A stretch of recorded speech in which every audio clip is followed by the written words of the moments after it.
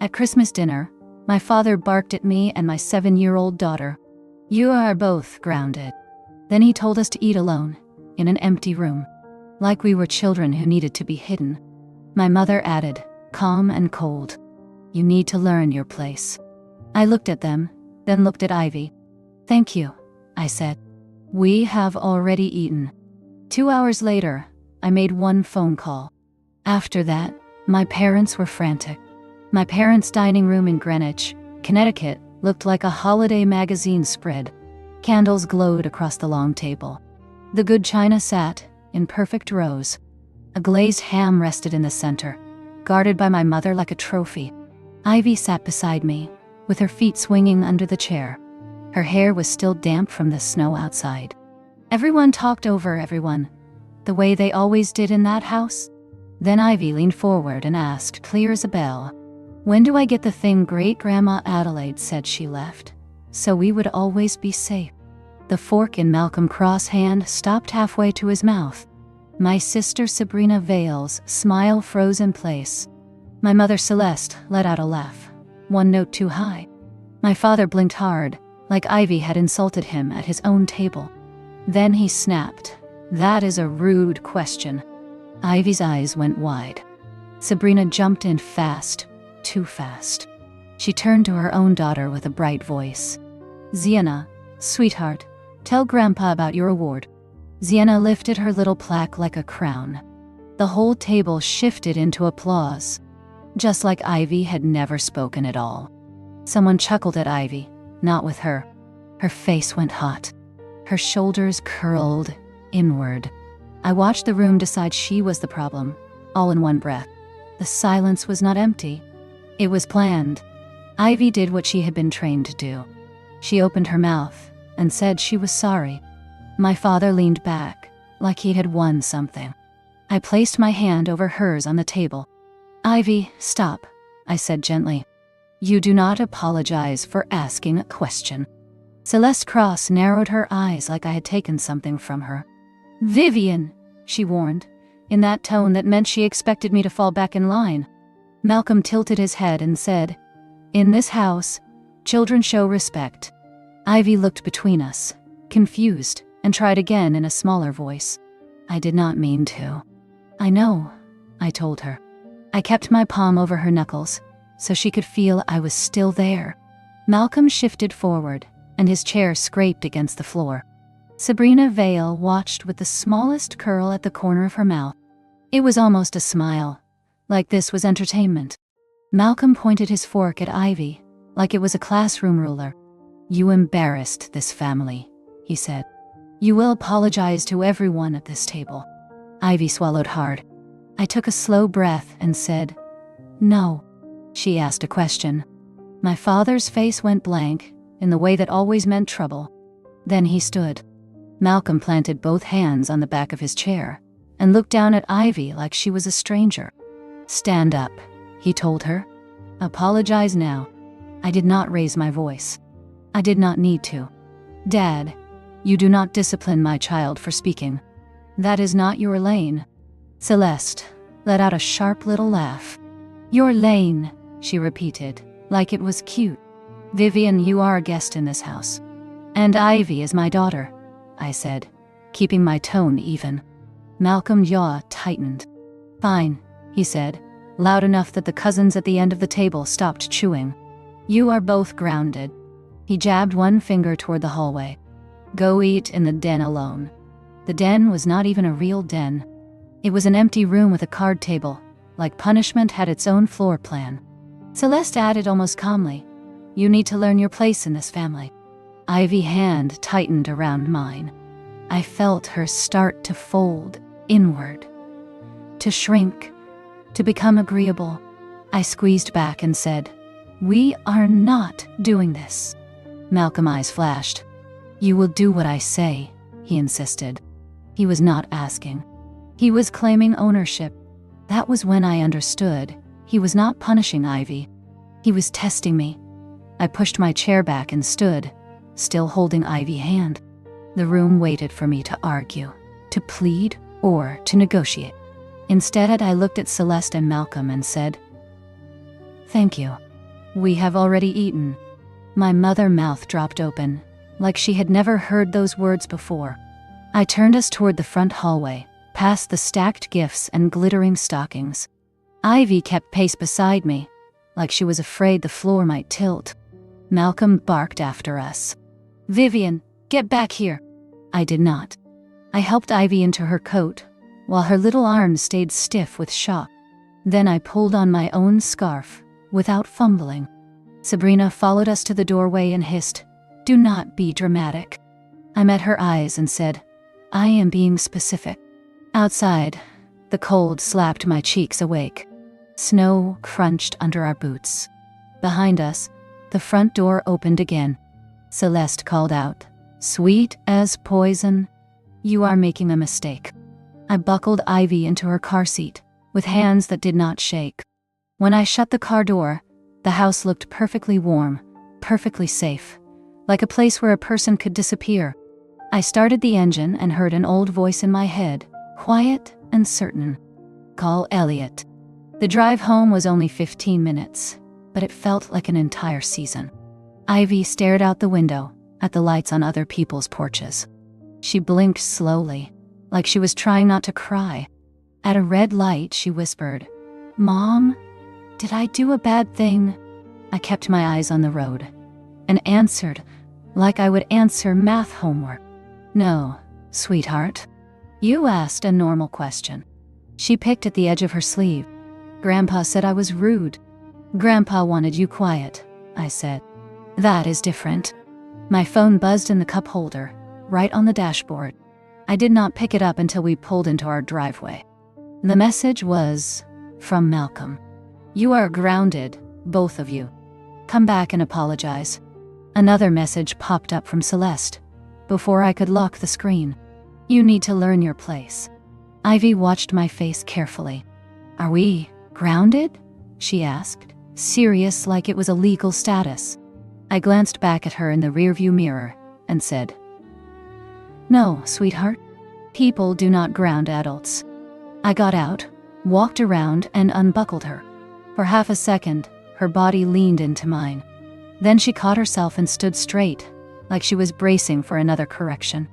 I kissed the top of her head and guided her inside. Malcolm could text all night. He could not make us smaller from across town. Not anymore. At home, the quiet had a different texture. Our couch, our mismatched mugs, and the hallway light Ivy always wanted left on. I made her cocoa and sat with her on the rug, while she lined up her new crayons with careful hands. She kept glancing up, waiting for me to tell her what she had done wrong. "Ivy," I said softly, "you do not owe anyone an apology for asking about being safe." She swallowed. "But I always say sorry," she admitted. That landed like a pebble in my shoe. Small, but sharp. I brushed her hair back and said, "We are going to practice not doing that." She nodded, like it was homework. At bedtime, she hugged her stuffed rabbit so tightly, the seam stretched. "I am sorry," she whispered again, half asleep. I rested my forehead against hers for 1 second and said, "Not tonight." When she finally drifted off, I stayed in the doorway and watched her breathing settle, slow and steady. Then I walked into my kitchen and stared at the clock like it had answers. This exact scene, my child punished for a question, was the one great-grandma Adelaide had described without ever raising her voice. I had not understood why then. I did now. This was not about manners. It was about control. I did not open social media. I opened the family group chat, because that was where Celeste liked to perform reality. There were already photos from dinner. Sienna in her sparkling dress holding a slice of pie. Malcolm with one arm around her shoulders. Celeste had written, "Our sweet girl." "So proud." Sabrina answered with a row of hearts. Someone else joked that Sienna was the only one with manners. Ivy was not in any photo after that question. I scrolled back and saw the pattern, like a stain in fabric. Sienna was praised for breathing.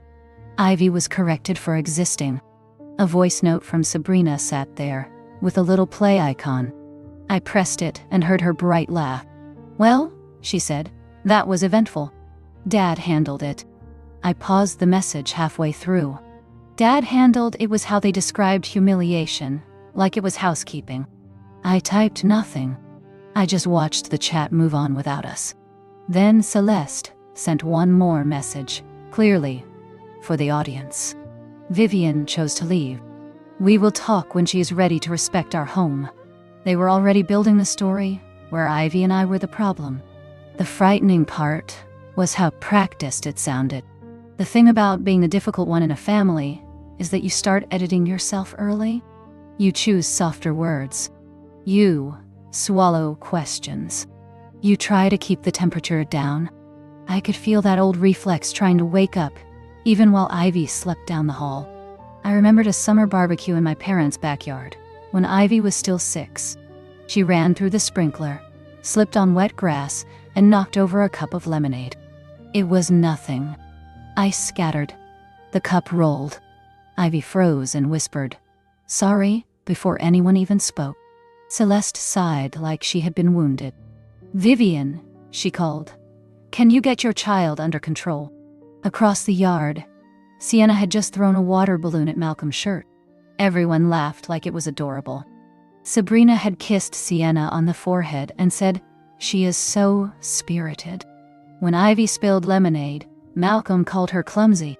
When Sienna soaked him with water, he grinned and said, "That is my girl." I remembered kneeling beside Ivy with a paper towel, speaking softly. "It is okay. Just say sorry." Back then, it felt like peacekeeping. That night, it felt like training my daughter to disappear. I sat at my kitchen table and understood something clean and uncomfortable. The golden child had gotten older.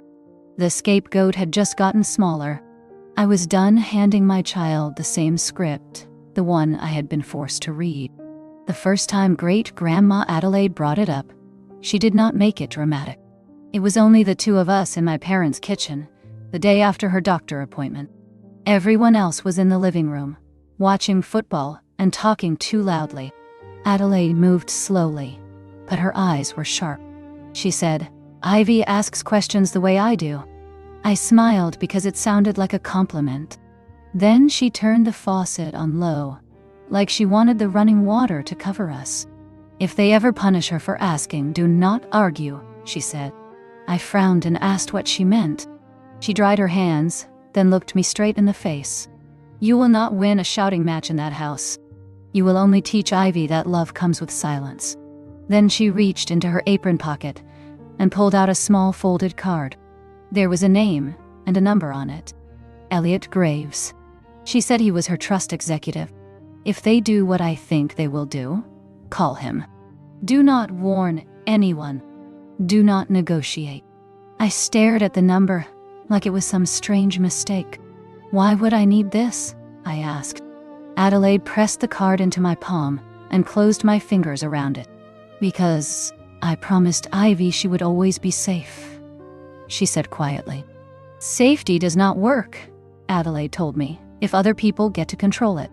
Her grip was stronger than it looked. "Promise me," she added. I swallowed and nodded. That night in my own kitchen, I could still feel the shape of that card in my hand. I had promised her. After Ivy asked her question at dinner, Malcolm did not hear a child being curious. He heard a lock beginning to rattle. I sat with the house dark around me and replayed Ivy's exact words. "The thing Great-Grandma Adelaide left, so we would always be safe." Ivy did not even say money. She did not say inheritance. She said safe. Because that was how Adelaide had explained it to her. Not like a prize. Not like property. Like protection. I remembered Adelaide bending down to Ivy's level months earlier. "I am leaving you a safety net, Peanut. So you never have to stay somewhere you do not feel good." Ivy had nodded solemnly, like she understood more than any adult in my family wanted her to understand. That was what made the dinner reaction so sharp. Ivy's question was not random. It was a reminder. It was a little hand reaching toward something my parents believed they owned. I pulled my phone out again and scrolled through Malcolm's messages. The wording felt different now. You are grounded.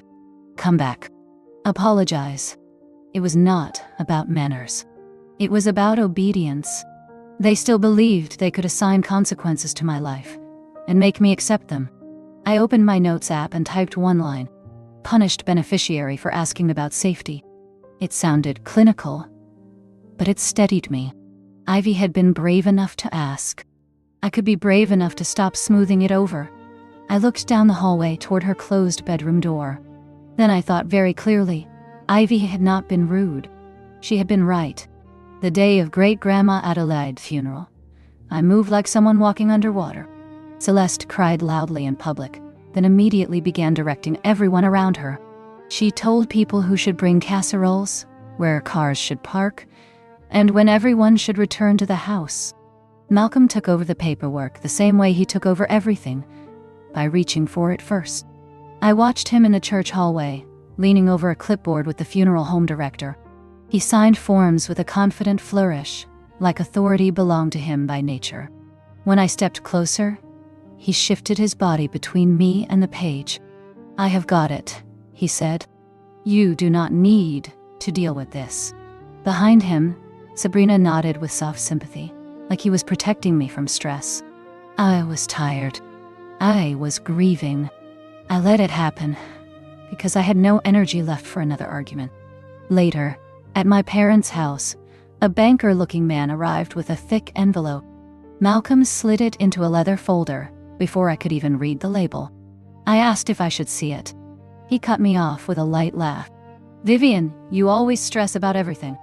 There is nothing for you to worry about. Then he tucked the folder under his arm, walked straight into his home office, and shut the door. I heard the lock click from the hallway. I stood there holding a paper plate of funeral ham, listening to that small sound settle. At the time, I thought it was odd. After what he did to Ivy at Christmas dinner, I finally had the right word for it. It was not odd. It was deliberate. He had walked away with everything, and I had let him. I tried once to be included the proper way.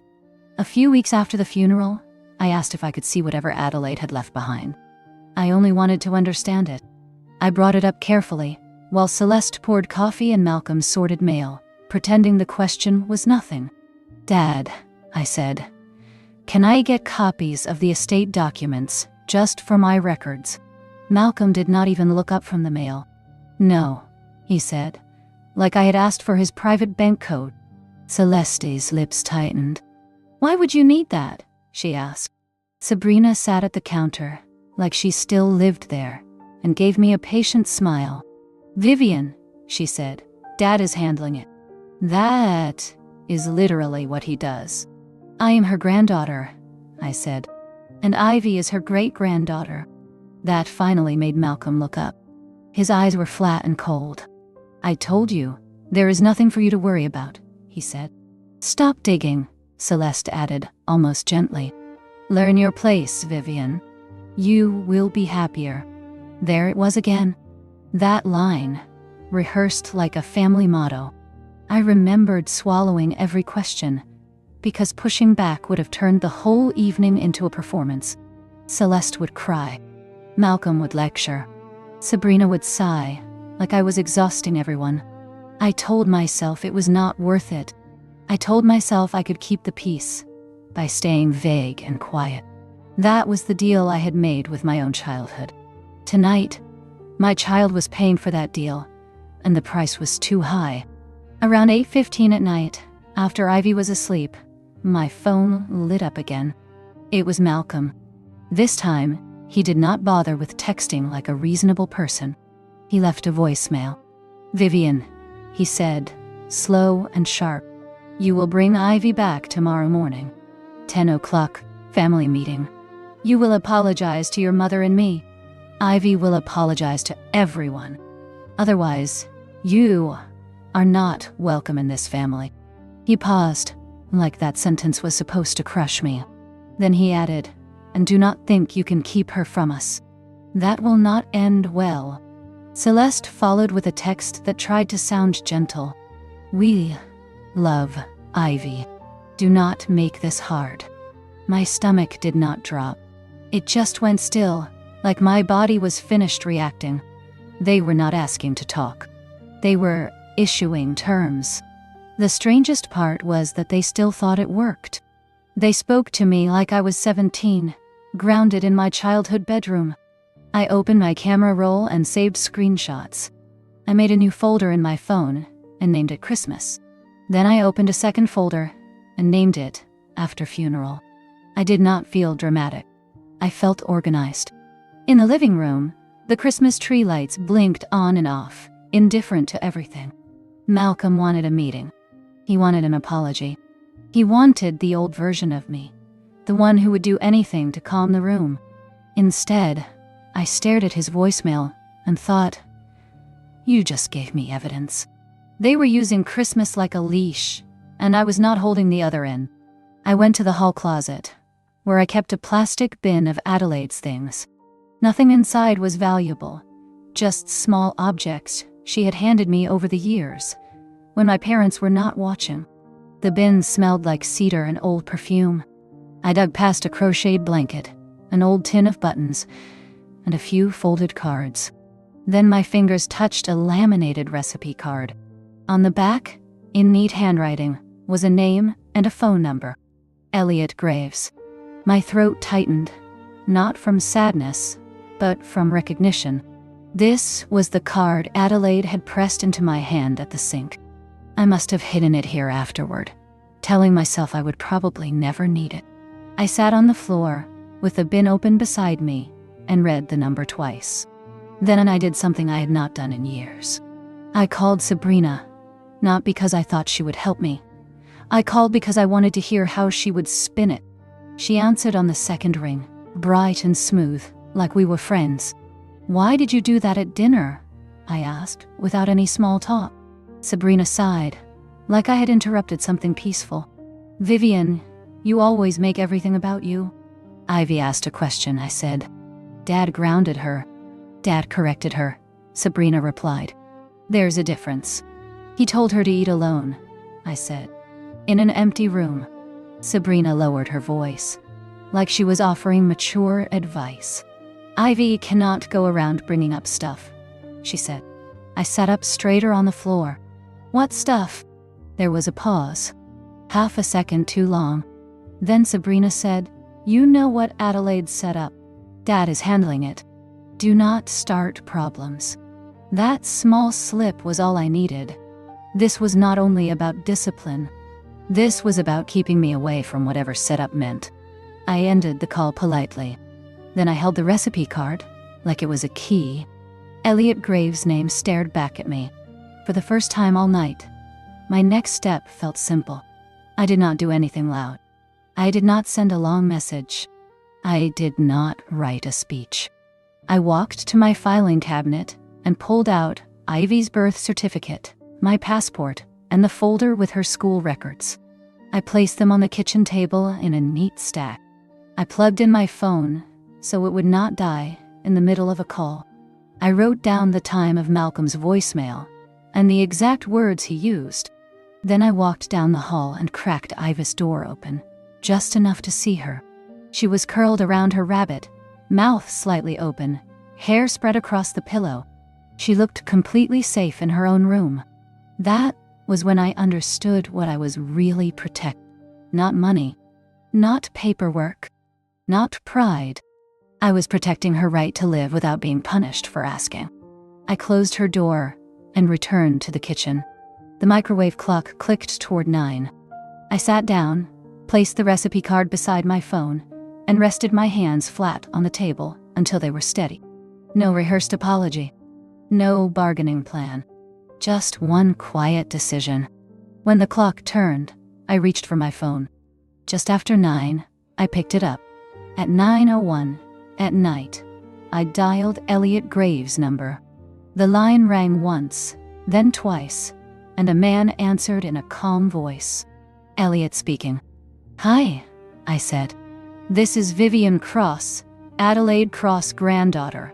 She told me to call you if my parents ever punished my daughter for asking a question.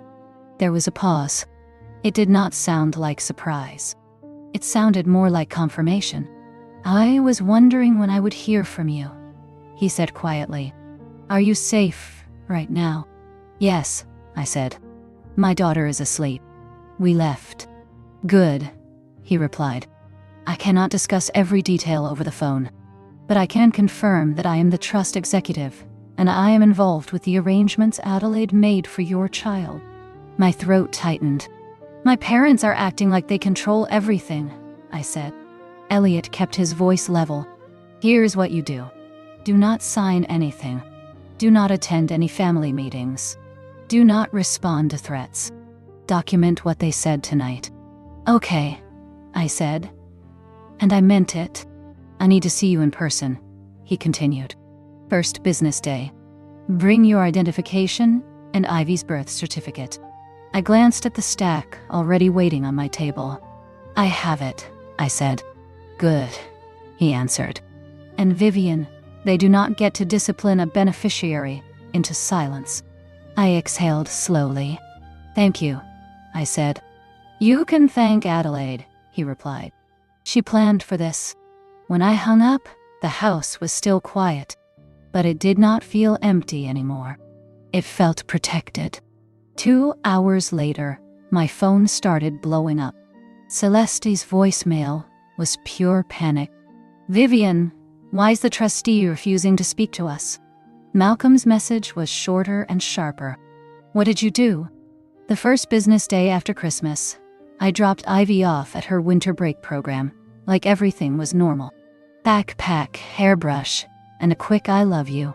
Then I drove through gray Connecticut slush and parked near a low office building with frosted glass doors.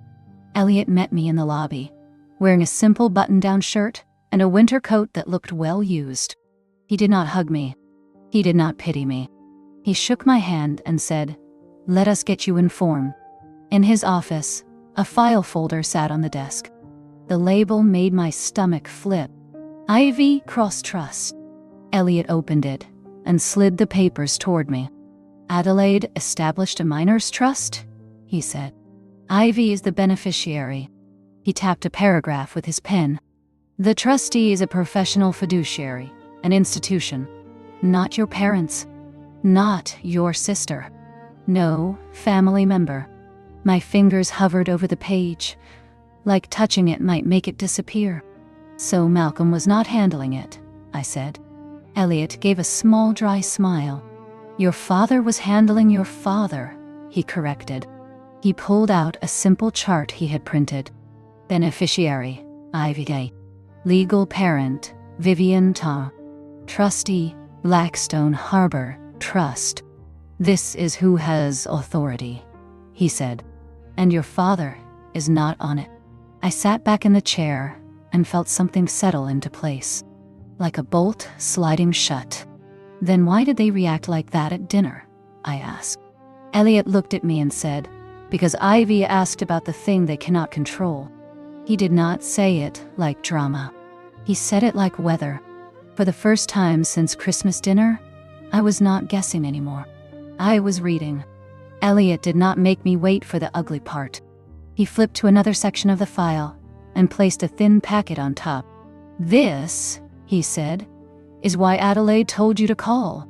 The first page was an email chain. I recognized Malcolm's name in the sender line. I recognized Sabrina's too.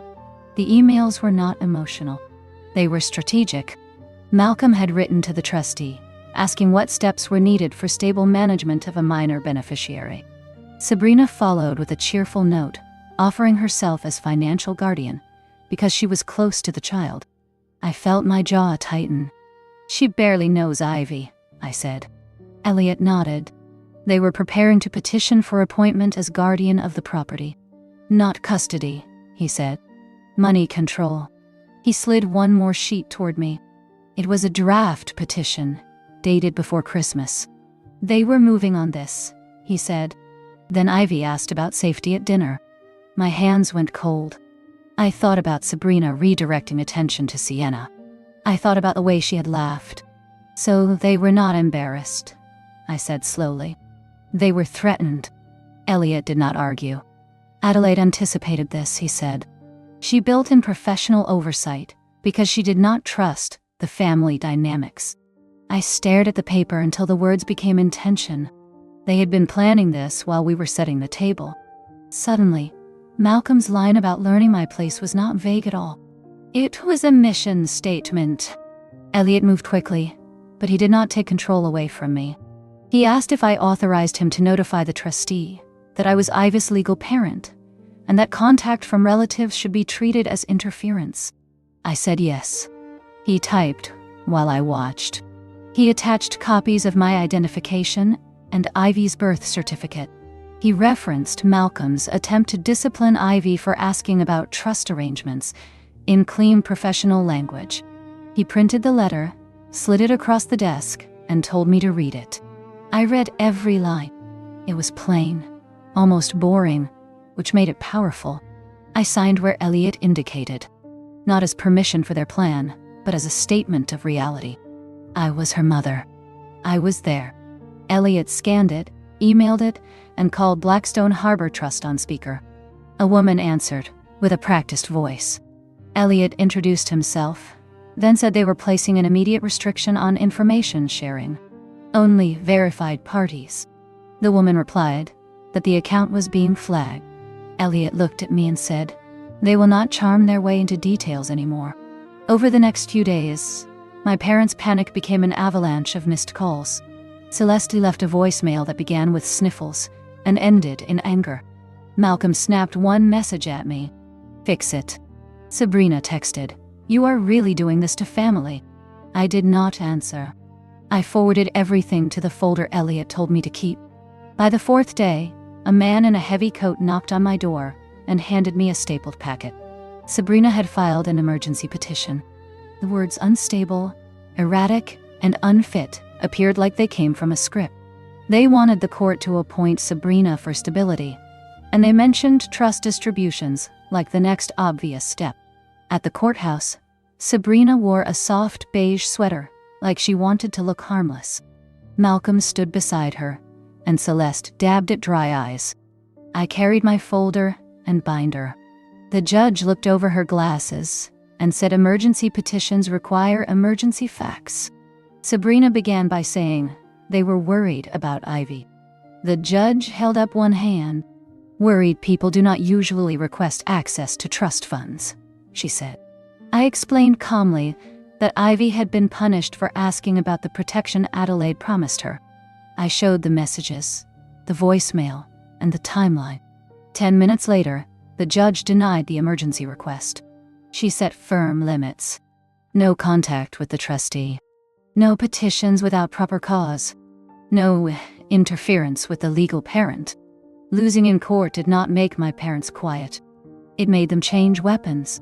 Celeste posted that I had separated myself, and Malcolm wrote that Ivy would always have a place there, but I would not. I forwarded one document from Elliot. The house they lived in was held in trust for Ivy's benefit. I wrote one line. "This home is part of Ivy's trust. Any ban violates trust conditions." The chat went silent. A week later, my parents received official notice. Their right to live there was permission with conditions. No retaliation. No exclusion. No interference. After that, they stopped saying "learn your place." Months passed. Ivy stopped saying sorry for needing help. Then a letter arrived in Adelaide handwriting. Ivy read it slowly. "You were brave enough to ask, so I kept my promise." She cried, and for once, she did not apologize.